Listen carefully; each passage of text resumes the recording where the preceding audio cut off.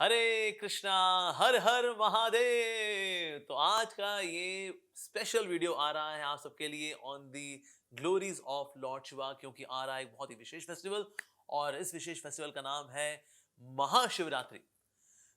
ये वीडियो बहुत ही रोचक होने वाला है। इसमें हम काफी कुछ जानेंगे शिव जी के बारे में, क्योंकि ना शिव जी का जो तत्व है बहुत ही गुह्यतम तत्व है। जिस तरह से कृष्ण तत्व, राधा तत्व, गुरु तत्व, धाम तत्व, ये सब बहुत ही अचिंत्य तत्व हैं। नाम तत्व अचिंत्य तत्व है। तो इन सारे अचिंत्य तत्वों में एक बहुत ही अधिक अचिंत्य तत्व है शिव जी का तत्व, रुद्र तत्व, सदाशिव तत्व। तो आज हम इस वीडियो में शिव जी के ऊपर चर्चा करने वाले हैं। अक्सर कुछ लोग सोचते हैं कि ना ये इस्कॉन वाले हैं, हरे कृष्णा वाले हैं, ये तो शिव जी का गुणगान करते ही नहीं है। पर एक्चुअली आज हम शिव जी का गुणगान करेंगे और तात्विक शास्त्रिक गुणगान करने वाले हैं आज हम शिव जी का। तो शिव जी के आशीर्वाद की याचना करते हुए, उनके चरण कमलों में वंदन करते हुए हम उनकी कृपा की याचना करें कि आज हम शिव जी के बारे में बेहतरीन से बेहतरीन, अति उत्तम शब्दों में उनका गुणगान कर सकें और उनकी कृपा की याचना कर सकें। महाशिवरात्रि आ रही है, तो शिवरात्रि भी हमने सुना हुआ है, ये महाशिवरात्रि भी सुना हुआ है। ये भला महा क्यों लगा दिया गया? ये शिवरात्रि, महाशिवरात्रि, क्या मामला क्या है भला? वैसे तो हर महीने के कृष्ण पक्ष की जो चतुर्दशी होती है उसमें आती है शिवरात्रि। तो आप जानते हैं कि हर महीने शुक्ल पक्ष भी होता है और साथ ही कृष्ण पक्ष भी होता है, और कृष्ण पक्ष की चतुर्दशी को हम मनाते हैं शिवरात्रि, यानी कि महीने में एक बार आती है शिवरात्रि। लेकिन फाल्गुन मास में जो कृष्ण पक्ष होता है उसकी चतुर्दशी को हम मनाते हैं महाशिवरात्रि। तो भला हुआ क्या भला उस दिन? What is so special about Mahashivratri? तो एक बहुत ही फेमस जो रीजन हम जानते हैं महाशिवरात्रि का, जो महा फेस्टिवल है, ये इसलिए मनाया जाता है क्योंकि शिव जी का पार्वती जी के साथ विवाह हुआ है। कुछ लोग लगता है शायद इस दिन शिव जी का जन्म हुआ होगा। शिव जी तो अजन्मे हैं, अविनाशी हैं, दिव्य हैं, तो इसीलिए उनका जन्म नहीं होता। लेकिन हाँ, उस दिन पार्वती मैया का और शिव जी का विवाह होता है। साथ ही एक और कारण है कि इसी दिन भगवान शिव जी ने हलाहल विष पिया था। जब समुद्र मंथन हुआ तो समुद्र मंथन में उस विष की वजह से कोलाहल मच गया था, पूरा जो ब्रह्मांड है वो नष्ट हो सकता था। लेकिन करुणा दिखाते हुए शिव जी ने इसी दिन हलाहल विष का पान किया था। और तीसरा महत्वपूर्ण कारण है कि इसी दिन शिव जी ने शिवलिंग के रूप में अपना विस्तार किया था, शिवलिंग को प्रकट किया था। तो शिवलिंग के ऊपर हम ऑलरेडी वीडियो बना चुके हैं यूट्यूब में, कई लोगों ने उसको देखा हुआ है कि वास्तव में शिवलिंग क्या है। कई बार कुछ ऐसे लोग जो कि सनातन धर्म से ईर्ष्या द्वेष करने वाले हैं, उनको लगता है ये देखो क्या करते हैं, तो लिंग की पूजा करते हैं। मूर्तियों की पूजा, प्राइवेट पार्ट्स की पूजा कहीं को कर रहे हैं? क्यों कर रहे हैं प्राइवेट पार्ट्स की पूजा? मैं ये पूछ रहा हूँ। वेदा गीता के अगेंस्ट जाके, श्री राम श्री कृष्णा के खिलाफ जाके प्राइवेट पार्ट्स की पूजा क्यों? आप कहाँ थे ज्ञानी बाबा? सर, लिंग का मतलब यहाँ सिंबल है। लिंग का मतलब है उद्गम स्थान, जहां से विस्तार होता है उसको बोलते हैं लिंग। तो इसमें हमने ऑलरेडी चर्चा की हुई है, आप देख सकते हैं यूट्यूब पे वीडियो। उसमें हम लोग बहुत डिटेल में नहीं जाएंगे, लेकिन हाँ, महाविष्णु का जो ग्लैंस है वो है महाकाल शक्ति। वो महाकाल शक्ति जो है, वो जब प्रकृति पर जब दृष्टिपात होता है भगवान विष्णु का, तो भगवान महाविष्णु के इस दृष्टिपात से सारे जीवात्मा प्रकृति के अंदर प्रवेश करती हैं। तो ये जो ग्लैंस है, this glance is having eternal form as Sadashiv. तो इस प्रकार से ये इनका, ये पार्वती और शिव जी का ये युगल रूप है, तो अभी बन जाता है शिवलिंग। तो यहां पर लिंग का मतलब ये नहीं that they are private parts of Lord Shiva. अगर लिंग का मतलब वाकई में वो लिंग होता है, दैट मींस पीनस, फिर तो बोलते हैं स्त्रीलिंग, then it doesn't make sense. जिन्होंने बायोलॉजी पढ़ी हुई है, they know that, then it doesn't make sense at all. So ling means symbol, ling means the point of origin of the universe. तो हमने सोचा इस वीडियो में थोड़ा सा उसको भी छुएंगे, लेकिन already we have since covered this topic. But yes, today we are going to discuss about Shiv तत्व from the शास्त्रास। शिव जी का तत्व बहुत ही विशेष तत्व है, वास्तव में भगवान विष्णु का ही एक्सटेंडेड तत्व है। यस, तो इससे कोई सोचे कि कोई व्यक्ति शिव जी बन सकता है, ऐसा बिल्कुल भी नहीं है। हम शिव कभी बन ही नहीं सकते, क्योंकि वास्तव में ये शिव तत्व एक बहुत ही विशेष तत्व है, इनइमिटेबल तत्व है, यानी कि कोई भी जीवात्मा शिव नहीं बन सकती। हालांकि हमने देखा कभी कभी लोग इस दुनिया के अंदर when they give false wrong interpretations about Lord Shiva, they insult Lord Shiva।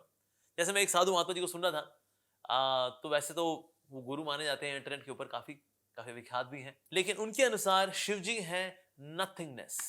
Yes, तो उनके जो फॉलोअर हैं कभी कभी उनको डिफेंड करते हुए उनको बोलते हैं नहीं नहीं नहीं, he is saying that Lord Shiva is no thingness, that means he is not a thing, he is a being.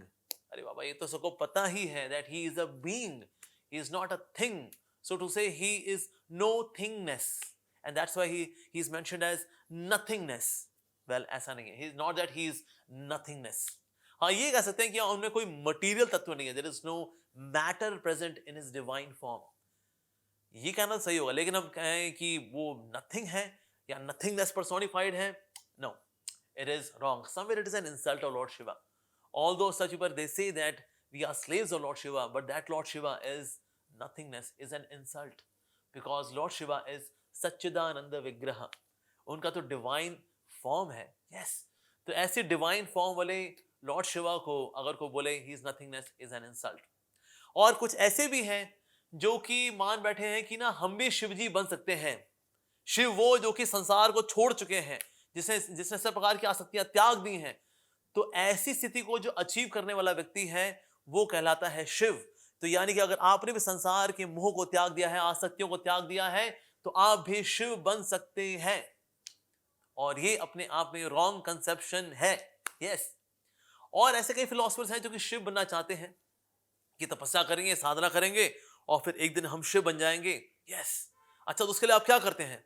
हम उसके लिए माता पार्वती से हम प्रार्थना करते हैं, हे माँ मुझे माया से निकाल, क्योंकि प्रकृति का स्वरूप रूप तो आप ही हैं, इसलिए माया से निकालने वाली है कौन? आप ही हैं, हे माँ पार्वती, हे माते कृपा करे माते, yes. I am not this body, I am the soul, शिवोहम, आई एम शिवा, यस। और इस तरह से मैं शिव बन जाऊंगा, शिवोहम, मैं ही शिव बन जाऊंगा। अच्छा फिर उसका क्या होगा? Then Parvati will become my wife. Wow, what an interesting philosophy, कि जिनको आपने मां के रूप में माना फिर बाद में जाके वो आपकी पत्नी बन जाएंगी। Can we become Shiva? Absolutely not. Shiv ji भी हमारे लिए पूजनीय हैं और माता पार्वती भी हमारे लिए पूजनीय है। सो गौरी शंकर, पार्वती मैया और शिव जी की पूजा उपासना करना, उनकी सेवा करना, ये किसी का ध्येय हो तो समझ में आता है। नहीं कोई ये सोचे हम ध्यान लगाएंगे और ध्यान लगा करके पवित्र हो जाएंगे, उसके बाद फिर एक दिन हम शिव बन जाएंगे, we will merge into Shiva. Why you don't want to serve Lord Shiva? आप शिव जी की सेवा क्यों नहीं करना चाहते? आप शिव जी के साथ एक क्यों होना चाहते हैं? तो कहीं ना कहीं ये सेवा के प्रति प्रवृत्ति में खोट है, यस। वो भावना नहीं है शिव जी की सेवा करने की, इसीलिए इस प्रकार की फिलॉसफीज आती रहती है। शिवो हम, यहाँ हम ही शिव हैं, यहाँ शिव में विलीन होना है, यहाँ शिव जी के शरीर से निकलने वाले प्रकाश में विलीन होना है। तो ये सब की सब बोगस फिलॉसफीज हैं। To call Lord Shiva as nothingness और to say I can become Lord Shiva, I can merge into the body of Lord Shiva. तो इस प्रकार की बहुत सारी भ्रांतियां हैं। एक और जो बड़ा फेमस सॉन्ग आपने सुना होगा यूट्यूब पे, आग लगा चाहे बस्ती में, बाबा तो रहता मस्ती में। यही नहीं, अभी और सुनिए। आग है मेरे खेत की, तुझे मल रहा कोई और है। हरी हरी पत्तियों को पिछवा के सूखा दो, शिवरात्रि की रात्रि सब में बंटवा दो। शिव का जप करने से जब तू उनकी शरण में आएगा, नाम लेके फूकेगा सब दुख दर्द भूल जाएगा। पीकर शराब किस लिए खोता है आबरू, मालिक से लौ लगा ले भांग के नशे में तू। ये सब क्या देखना पड़ रहा है? अच्छा है मैं अंधा हूँ। अरे आग लगे जो बस्ती में, बाबा तो रहता मस्ती में, रैप सॉन्ग, यस। पर कौन सी मस्ती में रहता है वो? तो अक्सर कभी कभी लोग अपने खुद के चिल्लम को, यानी खुद की जो स्मोकिंग की आदतें हैं, नशा करने की आदतें हैं, उसको जस्टिफाई करने के लिए शिव जी को अपना रोल मॉडल के रूप में दिखाते हैं। और मैंने तो ऐसी पेंटिंग्स भी देखी हैं जिनमें शिव जी बैठे हुए हैं और उनके हाथ में चिल्लम है। अरे बाबा, शास्त्रों में भला कहाँ दिया है कि शिव जी ने चिल्लम पी हो और ऐसे करके धतूरा लेके बैठे हो? Never ever, he is purest of the pure. So ऐसा बिल्कुल भी नहीं है। लेकिन हाँ, ऐसे गाने निकल जाते तो लगता है शायद बाबा तो रहता मस्ती में। हालांकि logically does not make sense at all कि शिवजी जैसा करुणामय व्यक्ति, अगर देखिए कि किसी बस्ती में आग लगी हुई है फिर ही बाबा मस्ती में रहेगा। अरे आग लगे चाहे बस्ती में, बाबा तो रहता मस्ती में। पर कौन सी मस्ती में? और ये कौन सी मस्ती जिसमें कि बस्ती में आग लगी लेकिन वो करुणा नहीं दिखा रहे? वो करुणा दिखाएंगे और अपनी करुणा से उस आग को बुझा देंगे, बिकॉज दैट्स लॉर्ड शिवा। हलाहल विष पी करके वास्तव में उन्होंने क्या किया? हलाहल विष पी करके उस विष से जो कि पूरी दुनिया पूरी उससे जल के राख हो जाती, उसे करुणावश बचाया। That's Lord Shiva. सो आग लगे चाहे बस्ती में, बाबा तो रहता मस्ती में, it does not really match with the personality of Lord Shiva because he is so amazing. That's Lord Shiva. लेकिन बाबा जी अगर रहते हैं मस्ती में तो भला हमारे बाबा यानी भोलेनाथ जी, शिव जी, भला कौन सी मस्ती में रहते हैं? वो मस्ती में रहते हैं, भगवान के नाम की मस्ती में रहते हैं. तो एक बहुत ही सुंदर श्लोक आता है जो कि वास्तव में स्वयं श्री चैतन्य महाप्रभु ने in the glories of Lord Shiva, Shiv ji की महिमा में बोला है. और ये श्लोक इस प्रकार से है. श्री राम गोविंद मुकुंद शौर्य, श्री कृष्ण नारायण वासुदेव, इत्यादि नामामृत पान मत्त, भृंगादिवायाखिल दुख हंतरे. ओ श्री राम, ओ गोविंद, ओ मुकुंद, ओ शौर्य, ओ श्री कृष्ण, ओ नारायण, ओ Vasudev, I offer my obeisances unto you, Shri Shiva, who are the monarch ruling all over the bee-like devotees who are mad to drink the nectar of these and other innumerable names of Hari and who thus destroys all grief. तो ये वो शिव जी हैं जो कि भगवान श्री कृष्ण के नामों में मत्त रहते हैं. बाबा तो रहता मस्ती में, लेकिन किस मस्ती में रहते हैं? वो मत्त रहते हैं तो भगवान श्री कृष्ण के नामों में मत्त रहते हैं. इसलिए उनका नाम है नीलकंठ. कुछ हो लगता है कि ना उन्होंने हलाहल विष पिया और हलाहल विष उनके गले में गया, फिर उसने केमिकली रिएक्ट कर दिया होगा उनके गले में, बिकॉज विष बहुत हेवी ड्यूटी था ना, इसीलिए फिर गले में रिएक्शन हो गया होगा और फिर ना वो जो है ना, ये जो है ना, वो जो है ना, उनका गला जो है ना वो नीला हो गया. ये एक एक्सटर्नल कारण है. इंटरनल कारण जो है वो आता है शिवाष्टकम में, जो कि स्वयं भगवान श्री कृष्ण ने in the form of Shri Chaitanya Mahaprabhu, Shri Krishna Chaitanya Radha Krishna नाही अन्य, वो श्री चैतन्य महाप्रभु बता रहे हैं कि वास्तव में मत्त हैं तो भगवान श्री कृष्ण के नाम में, और उनके गले में है हमेशा उज्जवल नीलमणि भगवान श्री कृष्ण उनके नाम के रूप में. नाम और नामी में कोई अंतर नहीं है. तो भगवान श्री कृष्ण अपने नाम के रूप में हमेशा भगवान शिव जी के गले में विराजमान रहते हैं. इसीलिए उन उज्जवल नीलमणि भगवान श्री कृष्ण के प्रभाव में आकर के उनका गला जो है वो है Neelkanth. Krishna is present in his कंठ ऑलवेज. यस. तो वीडियो के आखिर में आपको दिखाएंगे कि शिव जी किस प्रकार से पार्वती का जवाब दे रहे हैं कि अगर संसार के दुख अगर उनसे बचना हो तो भगवान श्री कृष्ण का नाम ही सब कुछ है. वो रेकमेंड भी करते हैं और खुद भी भगवान श्री कृष्ण का नाम लेते हैं. तो इसलिए वो नीलकंठ कहलाते हैं क्योंकि उज्जवल नीलमणि भगवान श्री कृष्ण को अपने कंठ में उनके नाम के रूप में धारण करते हैं. शिव जी ने यहां तक कि पाणिनि, जो कि एक संस्कृत ग्रामर की मास्टरपीस बुक है, एक ग्रंथ है, इसका उद्भूत स्थान भला कहां से है? इसका उद्भूत स्थान, the place of origin is Lord Shiva. Yes. Shiv ji के बारे में जब वैष्णव गुणगान करते हैं तो कभी कभी जो शिव जी के भक्त हैं उनको लगता है ये दक्ष हैं सबके सब, ये शिव का अपमान करते हैं सबके सब. पर वहां से हम बोला शिव जी का अपमान क्यों करेंगे? हमारे तो पूजनीय है, वंदनीय है हमारे तो शिव जी. बल्कि 4 वैष्णव संप्रदायों में से एक वैष्णव संप्रदाय तो शिव जी का है. आप सब जानते हैं एक वैष्णव संप्रदाय जो है लक्ष्मी मैया का है, एक चतुष कुमार का है, एक ब्रह्मा जी का है जिनमें हम लोग आते हैं, और एक शिव जी का भी है. और ये जो शिव जी का वैष्णव संप्रदाय है जिसमें विष्णु स्वामी नाम के महान आचार्य आए, उन्होंने शुद्ध भक्ति का प्रचार किया. शिव जी भगवान श्री कृष्ण से इतना प्रेम करते हैं कि भगवान श्री कृष्ण के जितने भी धाम हैं, जैसे कि गोवर्धन है तो गोवर्धन में वो चकलेश्वर महादेव के रूप में रक्षा करते हैं, मथुरा की वो भूतेश्वर महादेव के रूप में रक्षा करते हैं, वृंदावन धाम की वो गोपेश्वर महादेव के रूप में रक्षा करते हैं, और भुवनेश्वर की लिंगराज महादेव के रूप में रक्षा करते हैं, और जगन्नाथपुरी की रक्षा वो करते हैं नीलकंठेश्वर महादेव के रूप में. तो शिव जी हमेशा रक्षा कर रहे हैं, वो धाम रक्षक हैं वास्तव में, यानी कोई भी अनक्वालिफाइड व्यक्ति धाम में प्रवेश नहीं कर सकता. यस. तो ये शिव जी की बहुत ही महत्वपूर्ण सेवा है. तो अगर किसी को गोलोक वृंदावन भी जाना है, भगवान के धाम जाना है, हरि के धाम जाना है, तो शिव जी के आशीर्वाद के बिना व्यक्ति धाम नहीं जा सकता है. और इन सारे रूपों में जो बहुत ही स्वीट रूप है वो है गोपेश्वर महादेव के रूप में. यस.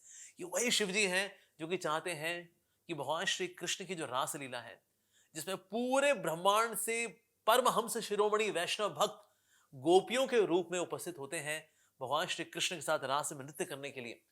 तो जब सारे बाकी परमहंस, महाभागवत, परम भक्त शिरोमणि जब सारे इकट्ठा हुए हैं, तो इन सभी ऐसे महान वैष्णवों में जो शिरोमणि हैं शिव जी, भला वो रासलीला में भाग लेने से भला पीछे कैसे रह सकते हैं? तो इसीलिए शिव जी भी भाग लेने के लिए आते हैं गोपेश्वर महादेव के रूप में.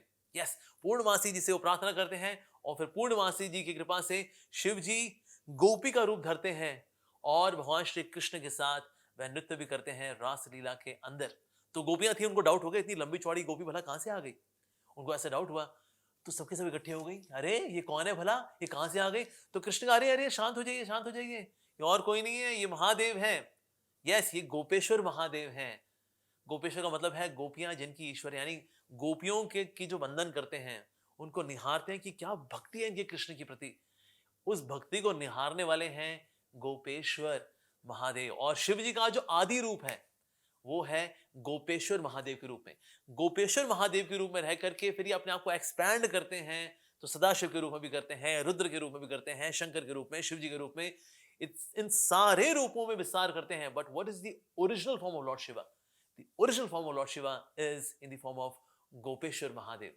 हालांकि लीला में ऐसा होता है कि शिव जी जो है ये रूप लेते हैं, पर ओरिजिनली भी भगवान का ऐसा रूप है, because everything originally coming from Haridham. अब चलिए धाम की बात चलिए, तो आप धाम के संदर्भ में एक बहुत ही सुंदर श्लोक आता है जो कि ब्रह्म संहिता में आता है, जहां स्वयं ब्रह्मा जी बता रहे हैं धाम के बारे में कि शिव जी का भला धाम कैसा है और कहां है। तो ये ब्रह्म संहिता के 5th चैप्टर के 43rd वर्ष में आता है।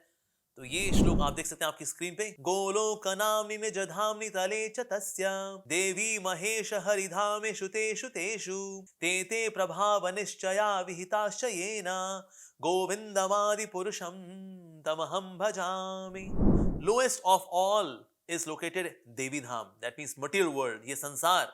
Next above it is Mahesh Dham, abode of Lord Mahesha, यानी शिव जी। Above Mahesh Dham is placed Hari Dham, abode of Lord Hari, यानी वैकुंठ धाम। And above them all is located Krishna's own realm known as Goloka. I adore the primeval Lord Govinda who has allotted their respective authorities to the rulers of those graded realms.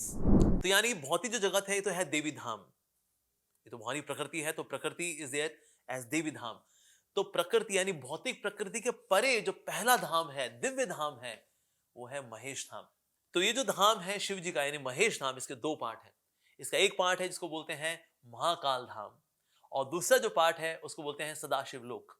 तो सदाशिव लोक में सदाशिव स्वयं विराजते हैं, और सदाशिव देखा जाए तो वास्तव में ये स्वयं विष्णु का ही विस्तार है। यस, तो इसलिए जो लोग बोलते हैं ना हरि और हर में कोई अंतर नहीं है, ये बात बिल्कुल सही है। हरि और हर में कोई अंतर नहीं है, क्योंकि हरि और हर वास्तव में एक समान ही है। तो वहां पर विष्णु तत्व के रूप में स्वयं सदाशिव विराजते हैं। The original form of Lord Shiva is there in Sadashiv Lok, और साथ ही इसी लोक का पार्ट है महाकाल धाम। फिर इस धाम के ऊपर आता है हरि धाम यानी वैकुंठ धाम, जिसमें भगवान श्री नारायण के और उनके जितने भी अवतार हैं उनके वैकुंठ धाम आते हैं। They are spherical in shape, और साथ ही गोल्डन इफल्जेंस होती है इनकी। और सबसे ऊपर जो कमल रूप में धाम है, वैकुंठ धाम है भगवान श्री कृष्ण का, but that's not spherical, that's in the form of a lotus, and that is Golok Vrindavan of Lord Shri Krishna. तो बोला कृष्ण में और शिव जी में क्या कनेक्शन है? तो आज अभी हमने चर्चा की कि वास्तव में शिव जी जो हैं सदाशिव के रूप में भगवान का ही डायरेक्ट विस्तार है। तो इन दोनों भला संबंध क्या है? शिव जी में और कृष्ण में भला क्या संबंध है? तो इस पर चर्चा करने का हम प्रयास करेंगे। अब 2 प्रकार की फिलॉसफीज हैं, एक है अद्वैत यानी एवरीथिंग इज वन, और दूसरी है द्वैत यानी सब कुछ अलग अलग है। तो दोनों का ही बहुत ही सुंदर समन्वय होता है अचिंत्य भेद अभेद तत्व सिद्धांत के अंदर, which is given by Shri Krishna Chaitanya Mahaprabhu, which is the form of Shri Radha and Krishna, who happened to be there 500 years ago in the form of Shri Krishna Chaitanya Mahaprabhu. So द्वैत और अद्वैत दोनों की बातों का बड़ा सुंदर समन्वय होता है अचिंत्य भेद अभेद तत्व सिद्धांत के रूप में, जो कि हमें दिया है स्वयं श्री कृष्ण चैतन्य महाप्रभु ने, जो कि श्री राधा कृष्ण का युगल रूप है। तो आइए हम चर्चा करते हैं उस भाग की जिसमें कि बात यह साबित होती है कि there is oneness between Krishna and Shiv ji, कि हरि और हर में अंतर नहीं है। तो ऐसे कुछ श्लोक भी हैं जिनमें हम चर्चा करेंगे, जैसे वामन पुराण में आता है ब्रह्म विष्णीश रूपाणि त्रीणि विष्णुर महात्मनः ब्रह्मणि ब्रह्म रूपः स शिवरूप शिवे स्थितः पृथग्गेवे स्थितो देवो विष्णु रूपी जनार्दनः। इसकी ट्रांसलेशन इस प्रकार से है, Brahma Vishnu and Shiva are the 3 forms of the supreme self Vishnu. भगवान जनार्दन यानी भगवान श्री कृष्ण ही हैं जो कि 3 रूपों में अपना विस्तार करते हैं। whose own form is that of Vishnu, though situated in Brahma in the form of Brahma and in Shiva in the form of Shiva, is established exclusively in his own independent form. तो क्या संबंध है हरि और हर में? इसको हम समझेंगे शाखा शाखी न्याय से। शाखा शाखी न्याय, तो नई चीज हमने को सुनी। यस, तो एक होती है शाखा और एक होता है शाखी, यानी जिससे शाखा निकली होती है। क्या दोनों में अंतर कोई होता है? नहीं होता, लेकिन अंतर होता भी है। एक ट्रंक है और एक ब्रांच है, लेकिन इनमें देखा जाए तो अंतर नहीं भी है। तो किस प्रकार से शाखा और शाखी आपस में संबंधित हैं? तो पहले तो हम देखेंगे ना, ये एक कॉस्मिक फंक्शन है, यानी जो प्रकृति है, ये माया जो है, भला इसको नियंत्रित कौन करता है? और इस संबंध में है ब्रह्म संहिता का एक बहुत ही सुंदर श्लोक, जो कि आप स्क्रीन पे देख सकते हैं। सृष्टि स्थिति प्रलय साधन शक्ति रेखा छाए वयस्य भुवनानि बिभृत्य दुर्गा इच्छानुरूपम यस्य च चेष्टते सा गोविंदमादि पुरुषम तमहं भजामि। The external potency Maya, who is of the nature of the shadow of the चित potency, यानी कि भगवान की spiritual potency की छाया है माया शक्ति, ये सृष्टि जो हम देख रहे हैं आसपास, is worshipped by all people as Durga. तो दुर्गा के रूप में पूजी जाती हैं, और यही दुर्गा है जो कि भगवान शिव जी की अर्धांगिनी है। And she is the creating, preserving and destroying agency of this mundane world। जिस संसार में हम लोग रहते हैं, इसको बनाने वाली, इसको संभालने वाली और इसको नष्ट करने वाली है माया देवी। I adore the primeval Lord Govinda in accordance with whose will Durga conducts herself।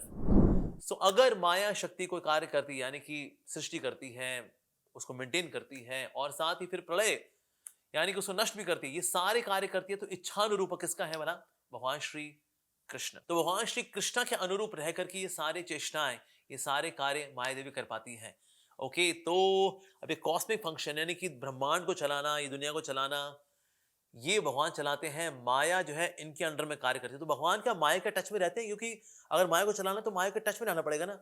No, तो भगवान माया शक्ति के टच में तो स्वयं नहीं आते, लेकिन हाँ, भगवान अपना एक ऐसा विस्तार करते हैं जो कि माया के टच में आता है। माया से दूषित नहीं होता, पर माया के टच में आता है, and that form is that of her. यहाँ शिव जी जो है वो माया के संपर्क में आते हैं, माया से दूषित नहीं होते, लेकिन आप माया को स्वीकार करते हैं, क्योंकि यहां पर अब सृष्टि का कार्य होना है। तो हम कहेंगे माया के द्वारा दूषित हो जाएंगे शिव जी? नहीं, because that's a form of the Lord himself. So अगर कोई सोचे भी कि नहीं नहीं ऐसे कैसे कुछ, तो कंटेमिनेशन होगा। 0.0000001% अगर वो सोचना है तो सोच सकता है, लेकिन वास्तव में he is pure. Lord Shiva is all pure. तो वास्तव में पूरे प्रकृति को चलाने के लिए, कॉस्मिक फंक्शंस को आगे चलाने के लिए भगवान अपना विस्तार करते हैं शिव जी के रूप में।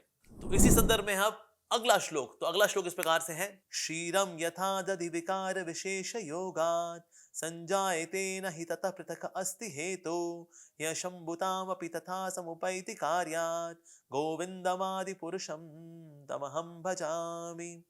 इसकी ट्रांसलेशन इस प्रकार से है।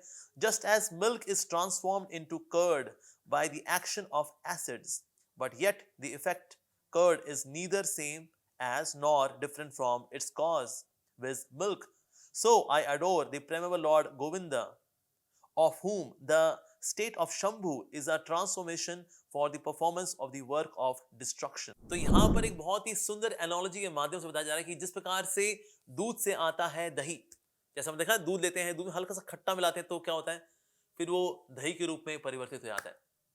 तो दूध ही है जो कि दही बनता है। तो दोनों ही डेयरी प्रोडक्ट्स हैं। तो कोई बोले हरी और हर में कोई अंतर नहीं है, बिल्कुल सही बात है, दोनों ही दिव्य हैं। दूध और दही दोनों में बहुत समानताएं होती हैं, दोनों सफेद भी होते हैं, दोनों लिक्विड भी होते हैं, स्वास्थ्य के लिए दोनों ही बहुत अच्छे होते हैं। यस, तो इसीलिए देखा जाए तो दूध और दही में कोई अंतर नहीं है, लेकिन दूध और दही में अंतर है भी। तो उसी प्रकार से भगवान विष्णु, भगवान नारायण या भगवान श्री हरि, भगवान श्री कृष्ण हैं, जो कि माया के डायरेक्टली संपर्क में नहीं आते हैं, लेकिन भगवान का एक ऐसा विस्तार है जो कि माया के संपर्क में आता है। जिस प्रकार से दूध जो है वो खट्टे के संपर्क में आता है, तो इस प्रकार से ये जो विकार हुआ भी है, ये भगवान की इच्छा से हुआ है। और ये जो विकार है ये दिव्य विकार है। ऐसा नहीं है संसारी विकार है कि संसार और प्रकृति के संपर्क में आकर के फिर शिव जी जो है वो दूषित हो जाते हैं, नहीं, ऐसा बिल्कुल भी नहीं है। तो इस प्रकार से महाविष्णु से भगवान अपना विस्तार करते हैं शिव जी के रूप में। और इसी का फिर जो अगला श्लोक है जिसमें भगवान बता रहे हैं कि भगवान के और जितने भी अवतार हैं वो बिल्कुल वैसे ही, मानो एक कैंडल से दूसरी कैंडल जलाई गई हो, उससे फिर तीसरी कैंडल जलाई गई हो, अब ये सारी कैंडल ही हैं, इनमें कोई अंतर नहीं है। अब ये ब्रह्मा विष्णु महेश, इन तीनों को तीन अलग अलग एग्जाम्पल से समझाया गया। जैसे कि जो सूर्य से मिलने वाली जो मणि होती है, अगर उसको रखा जाए सूर्य के सामने तो फिर ना उसमें से बिल्कुल वैसी रोशनी निकलती है जैसे सूरज की रोशनी है, लेकिन उसमें पोटेंसी कम होती है, राइट। लेकिन आ कहां से रही है? सूरज से आ रही सी रोशनी। उसी प्रकार से ब्रह्मा जी के अंदर भी जो शक्ति है वो भगवान विष्णु से आ रही है, नारायण से आ रही है, भगवान श्री हरि से आ रही है। तो ये एनोलॉजी है ब्रह्मा जी को लेकर के। दूसरी एनोलॉजी है वो शिव जी को लेकर के है। शिव जी का जो एग्जाम्पल है वो है दूध और दही का एग्जाम्पल। सो दूध से ही आता है दही, तो इसीलिए यहां देखा जाए तो वास्तव में तत्व में ब्रह्मा जी से ज्यादा निकट है हरि के हर यानी कि शिव जी। तो इसलिए दूध और दही का एग्जाम्पल आता है। और जो तीसरा एग्जाम्पल है जहां भगवान विष्णु अपना एग्जाम्पल दे रहे हैं कि किस प्रकार से भगवान से सारे विष्णु अवतार इत्यादि आते हैं, वहां पर आता है एग्जाम्पल कैंडल का। किस प्रकार से एक कैंडल से दूसरी कैंडल से तीसरी कैंडल जलाई जाती है, तो पोटेंसी में देखा जाए तो दे आर ऑल सेम, लेकिन ओरिजिनल कैंडल होती है। So original candle is Krishna, और बाकी जो कैंडल्स हैं उनके बाद आई हैं, फर्दर आई हैं। तो इस प्रकार से ब्रह्मा विष्णु महेश को 3 डिफरेंट एनोलॉजीज के माध्यम से बताया जा रहा है, showing that what is going to be their potency, what is going to be their nature. तो ब्रह्मा जी को बताया गया मणि के रूप में, शिव जी को दही और दूध के एग्जाम्पल से, और विष्णु ने स्वयं यानी भगवान श्री कृष्ण जब विष्णु के रूप में विस्तार करते हैं तो कैंडल के रूप में बताया गया एग्जाम्पल, समझाने के लिए कि किस प्रकार से वो अपनी पोटेंसी को एग्जिबिट करने वाले हैं। तो शिव जी का ये तो दिव्य रूप देख लिया हमने गोपेश्वर महादेव के रूप में, सदाशिव के रूप में, लेकिन इस दुनिया के अंदर भगवान शिव जी अपना विस्तार करते हैं रुद्रों के रूप में। तो रुद्र के रूप में भला भगवान कैसे प्रकट होते हैं, तो इसके बारे में चर्चा आती है लघु भागवतामृत नाम के दिव्य ग्रंथ के अंदर। ये श्लोक इस प्रकार से है। रुद्र एकादश व्यूहस ततस्तनुर अप्यसौ प्राय पंचनानास्त्रयक्षौ दाशा बहुर उदीर्यते। Shiva who appears in 11 forms and 8 forms, generally he has 10 arms and 5 heads with 3 eyes on each head। तो इस प्रकार से रुद्र के रूप में भगवान प्रकट होते हैं, शिव जी प्रकट होते हैं। तो उनके 5 सर होते हैं, 3 आंखें होती हैं और 10 भुजाएं होती हैं। तो भला उनके नाम क्या क्या हैं? तो उनके नाम इस प्रकार से हैं, ईशान, तत्पुरुष, अघोर, वामदेव एंड सत्यजट। और जो 11 रुद्र हैं उनके नाम इस प्रकार से हैं, अजय कपट, अहिभ्रद्न, विरूपक्ष, रैवत, हर, बहुरूप, देवश्रेष्ठ, त्रयंबक, सावित्र, जयंत, पिनाकी, अपराजित। इसके अलावा जो 8 रुद्र हैं जो कि अलग अलग स्थानों में पाए जाते हैं उनके नाम इस प्रकार से हैं, शार्व जो पृथ्वी में पाए जाते हैं, भव जो जल में पाए जाते हैं, ईशान जो अग्नि में पाए जाते हैं, पशुपति जो वायु में पाए जाते हैं, भीम जो कि आकाश में पाए जाते हैं, रुद्र जो कि सूर्य में पाए जाते हैं, महादेव जो चंद्र में पाए जाते हैं, और आखिरी उग्र जो कि उन ब्राह्मणों में पाए जाते हैं जो कि वैदिक यज्ञ इत्यादि करते हैं।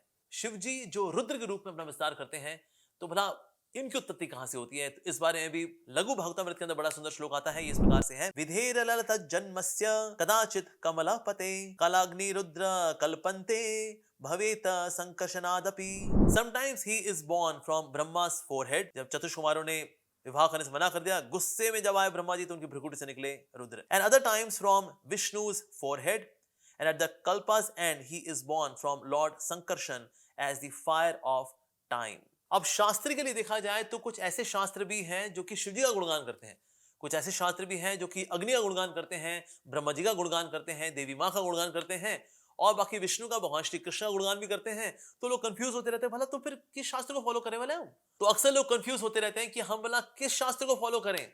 किसी पुराण के अंदर इनका गुणगान, किसी शास्त्र के अंदर, किसी पुराण के अंदर इनका गुणगान। तो इसी संदर्भ में एक बहुत ही सुंदर श्लोक है प्रकाश संहिता से। तो प्रकाश संहिता के अनुसार 18 पुराणों को 3 कैटेगरी में बांटा गया है। तो 6 पुराण है सतगुणी लोगों के लिए, 6 पुराण है रजोगुणी लोगों के लिए, और 6 पुराण है तमोगुणी लोगों के लिए। यानी पुराण तो सारे के सारे दिव्य हैं, लेकिन जैसे लोग होंगे यानी तामसिक लोग होंगे उनके लिए कौन से पुराण, जो रजोगुणी लोग होंगे उनके लिए कौन से पुराण, सत्वगुणी लोगों के लिए उनके लिए कौन से पुराण, और जो परमहंस बनना चाहते हैं उनके लिए भला कौन सा पुराण है। तो ये दिया गया है प्रकाश संहिता के अंदर, और साथ ही कुर पुराण के अंदर भी दिया गया है, मत्स्य पुराण के अंदर भी दिया गया है, पद्म पुराण के अंदर भी दिया गया है। तो यहाँ पर हम कुछ रेफरेंसेस उसमें से आपके आगे शो कर रहे हैं। तो ये रेफरेंसेस इस प्रकार से हैं, वाराहं वैष्णवं पाद्मं वायु प्रोक्तम च गारुणम श्रीमद् भागवतम चैव सात्विकानीति ही श्रुति। अर्थात Varaha, Vishnu, Padma, Vayu, Garuda and Shrimad Bhagavata Purana are the sattvic Puranas. इसी प्रकार से कुछ पुराण हैं जो कि रजोगुणी लोगों के लिए हैं। इनके नाम भला क्या क्या हैं? ब्रह्मांडम ब्रह्म वैवर्तम मार्कंडेयम च वामनम भविष्यम नारसिंहम च राजसानी सदैव ही। ब्रह्मांड पुराण, ब्रह्म वैवर्त पुराण, मार्कंडे पुराण, वामन पुराण, भविष्य पुराण और नरसिंह पुराण, ये आते हैं राजसिक कैटेगरी में, अर्थात राजसिक लोगों के लिए है। अच्छा, तो बोला तामसिक लोगों के लिए कौन कौन से पुराण बताए गए हैं प्रकाश संहिता के अनुसार? मात्स्यम, कौर्म्यम तथा लैंग्यम, शैवम, स्कंदम तथैव च, पाशुपात समजिकम चेति तामसानि विदु विदु। मत्स्य पुराण, कूर्म पुराण, लिंग पुराण, शिव पुराण, स्कंद पुराण और बाकी जो पाशुपत शास्त्र हैं, ये सब तामसिक लोगों के लिए रेकमेंड किए गए हैं। इसी प्रकार से कूर्म पुराण के अंदर भी कैंटो 2 चैप्टर 43 वर्स नंबर 49, सात्विकेषु पुराणेषु महात्म्यम अधिकम हरे, राजसेषु च महात्म्यम अधिकम ब्रह्मणो विदु, तद्वगेश्च महात्म्यम तामसेषु शिवस्य च, संकीर्णेषु सरस्वत्या पितृनाम च निगीधते। सत्वगुण प्रधान पुराणों में भगवान विष्णु के महात्म्य की तथा रजोगुण प्रधान पुराणों में ब्रह्मा की प्रधानता जानी जाती है। सत्वगुण प्रधान पुराणों में भगवान विष्णु के महात्म्य की तथा रजोगुण प्रधान पुराणों में ब्रह्मा की प्रधानता जाननी चाहिए। उसी प्रकार तमोगुण प्रधान पुराणों में अग्नि और शिव जी के महात्म्य का विशेष रूप से वर्णन किया गया है। अगेन जो बात यहाँ समझने की है, हालांकि शिव पुराण उन लोगों के लिए आता है जो कि तमोगुण में, पर इसका मतलब ये नहीं कि शिव जी तमोगुण के अंदर है या ये पुराण तमोगुण के अंदर है, नहीं, ऐसा नहीं है। और विशेष रूप से जितने भी ऐसे पुराण होते हैं जिसमें शिव जी की महिमा है, शिव जी इज द अल्टीमेट। सो वल्लभाचार्य जी के अनुसार 14 मनवंतरों के अंदर एक मनवंतर आता है, उसको बोलते हैं तामस मनवंतर। सो इस तामस मनवंतर के अंदर भगवान विष्णु की इच्छा से ही शिव जी ये मुख्य रोल लेते हैं and then he is ruling the entire universe. तो इसलिए उस एक मनवंतर के अंदर शिव जी रूल करते हैं। पर निश्चित रूप से शिव जी हमारे लिए आराध्य है, हमारे तो भगवान का स्वयं अवतार है। इनफैक्ट हम उनको देवी देवताओं की कैटेगरी में भी नहीं रख सकते, क्योंकि देवी देवता जो होते हैं वो पोस्ट होती है। जैसे सूर्य देव जो है वो एक पोस्ट है, उसमें जो व्यक्ति बैठा है उनका नाम है विवस्वान, लेकिन शिवजी जो है वास्तव में कोई पोस्ट नहीं है। तो शिवजी जो है एक अलग तत्व है, और वह जिस प्रकार से विष्णु पूजनीय है उसी प्रकार से शिवजी भी हमारे लिए पूजनीय है। तो एक बहुत ही सुंदर श्लोक है शिवजी की महिमा में श्रीमद् भागवतम में कैंटो 12 चैप्टर 13 वर्स नंबर 16 के अंदर, और ये श्लोक इस प्रकार से है। निम्न गानाम यथा गंगा, देवानाम अच्युतो यथा, वैष्णवनाम यथा शंभु, पुराणानाम इदम यथा। Just as Ganga is the greatest of all the rivers, Lord Achyut, the supreme among deities, and Lord Shambhu, Shivji, the greatest of Vaishnavas, so Srimad Bhagavatam is the greatest of all Puranas. तो सारे पुराणों में श्रीमद् भागवतम सर्वश्रेष्ठ है। पूजनीय वस्तुओं में, पूजनीय व्यक्तियों में अच्युत भगवान श्री केशव, भगवान श्री कृष्ण सर्वश्रेष्ठ हैं। नदियों में गंगा सर्वश्रेष्ठ है, और सारे वैष्णवों में, हरि के भक्तों में शिवजी सर्वश्रेष्ठ हैं। सो इस वीडियो के आखिर में हम लेंगे recommendation from Lord Shiva himself. Padma Purana के अंदर कथा आती है जिसमें कि पार्वती मैया बता रही है कि भला कलयुग का क्या हाल है। तो उन्होंने अपने पति से पूछा भला इसका सॉल्यूशन क्या है।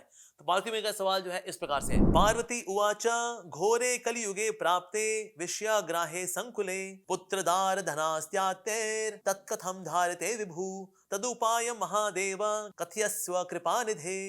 तो यहाँ पार्वती मैया पूछ रहे हैं कि धन, पुत्र, ये जो संसार में इतना कलह कलेश है, तो हे कृपानिधि, हे शिवजी बताइए इसका क्या समाधान है। तो शिवजी ने ये जो कलयुग में होने वाली इतनी समस्याएं हैं, तो संसार के दुखों से बचने का भला क्या तरीका बताया। तो शिवजी बोल रहे हैं अगला श्लोक। तो ये श्लोक इस प्रकार से है। ईश्वर उवाच हरेर नाम हरेर केवलम, हरे राम हरे कृष्ण कृष्ण कृष्णेति मंगलम। तो यहाँ पर शिव जी साफ साफ बता रहे हैं कि अगर आपको चाहिए ना आपका जीवन मंगल में हो जाए, सारे कष्ट हट जाए, तो फिर हरेर नाम हरेर नाम केवलम। तो हरि का नाम ही है केवलम। तो इसमें भला कौन सा नाम आप रेकमेंड कर रहे हैं। तो इसमें जो नाम वो रेकमेंड कर रहे हैं वो है हरे कृष्ण महामंत्र। तो इसलिए हरे राम हरे कृष्ण कृष्ण कृष्णेति मंगलम, एवं वदन्ति ये नित्यम न ही ता बंधने कली। तो ऐसा व्यक्ति जो कि इस प्रकार से भगवान श्री कृष्ण का नाम लेगा, हरे कृष्ण महामंत्र जप करेगा, तो वह कलयुग के बंधनों में बंधने वाला नहीं है। अंतरांत कर्माणि कृत्वा नमानि च स्मरेत्। तो शिव जी यहाँ बता रहे हैं कि आप जो कार्य कर रहे हैं करते रहिए, लेकिन आप जो भी कार्य कर रहे हैं उसमें भगवान श्री कृष्ण के नामों को जोड़िए। तो जो भगवान शिव जब शिव जी के रूप में है तो भी रेकमेंड कर रहे हैं कि हमें हरे कृष्ण महामंत्र जप करना चाहिए, और वो जब शंकराचार्य जी के रूप में आते हैं तो भी क्या रेकमेंड कर रहे हैं, तो भी वो भगवान श्री गोविंद का नाम ही रेकमेंड कर रहे हैं। तो बहुत ही फेमस श्लोक है जो कि आप स्क्रीन पे देख सकते हैं। भज गोविंदम गोविंदम भज मूढ़मते, संप्राप्ते सन्निहिते मरणे न ही रक्षति डिक्कणे। हे मूढ़मते, निरंतर गोविंद को ही भज, क्योंकि मृत्यु के समीप आने पर डुक्रिन करने, ये रटन करना, अर्थात ग्रामर को रटने से तो जन्म मृत्यु के चक्कर से नहीं मिल पाएगा। इसलिए गोविंद का नाम भजले, गोविंद का नाम भजले, गोविंद का नाम भजले। तो शिव जी चाहे स्वयं अपने रूप में हो या अपने विस्तार शंकराचार्य जी के रूप में हो, आदि शंकराचार्य के रूप में, वो ये रेकमेंड कर रहे हैं कि हमें अगर इस कलयुग में जन्म मृत्यु के चक्र से निकलना है, कष्टों के इस संसार से निकलना है, तो हमें भगवान श्री कृष्ण का नाम लेना चाहिए। तो जो कोई भी शिव जी के वाकई में अनुयायी है, जो शिव जी को वाकई में हृदय से बहुत प्रेम करते हैं, तो शिव जी का ये कहना माने और भगवान श्री कृष्ण का नाम ले। जिस प्रकार से उन्होंने अपने कंठ को सुसज्जित किया है भगवान श्री कृष्ण के नाम से, उसी प्रकार से आप भी अपने कंठ को, अपने हृदय को सुसज्जित करें भगवान श्री कृष्ण के नाम से। हरे कृष्णा।